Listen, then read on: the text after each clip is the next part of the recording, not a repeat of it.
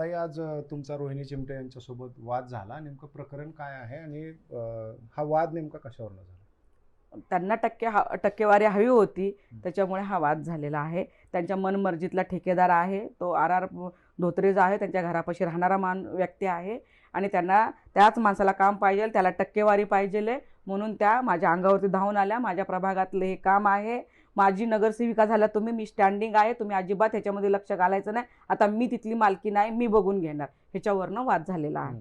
पण मूळ प्रकरण काय आहे नेमकं? त्यांना वसतिगृह होऊ द्यायचं नाहीये. वसतिगृह कुठं आहे? टक्केवारी, त्यांचं मूळ वसतिगृह प्रकरण म्हणजे कुठं आहे? टक्केवारी. नेमकं का, कधीपासून त्याचं काम 2018 पासून, आता काय स्टेटस? 2018 पासून त्याचं काम चालू आहे. 4 मजले आता बांधकाम पूर्ण झालेलं आहे, पाणी टाकीचं वगैरे काम झालेलं आहे.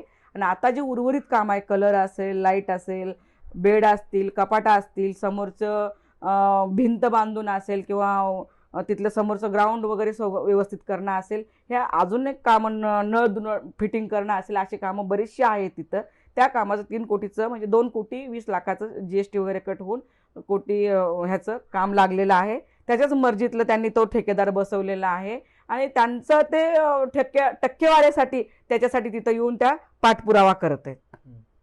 आणि कारण ही मी जर 2018 पासून जर मी काम करत असेल आणि तू माझी नगरसेविका, मी आता स्टँडिंगच आहे, हा रुबाब दाखवणं योग्य नाही आहे. मला माझी टक्केवारी मला घ्यायची आहे, मला माझं असं झालं, ह्या त्यांचे गुंड वगैरे घेऊन येऊन धमकवणं हे आम्हाला मला बरं वाटलेलं नाही, योग्य वाटत नाही.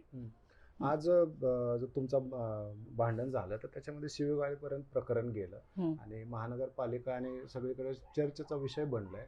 एवढा संताप का झाला तुमचा? कारण आदिवासी मागासवर्गीयांच्या मुलींचं व्यथा ज्या आहेत ना, पारधी समाजातल्या, त्यातल्या त्यात पारधी समाजाच्या व्यथा ह्या नगरसेविकांना माहिती नाहीये. समाज म्हणून तर ह्यांना कुणालाच माहिती नाहीये.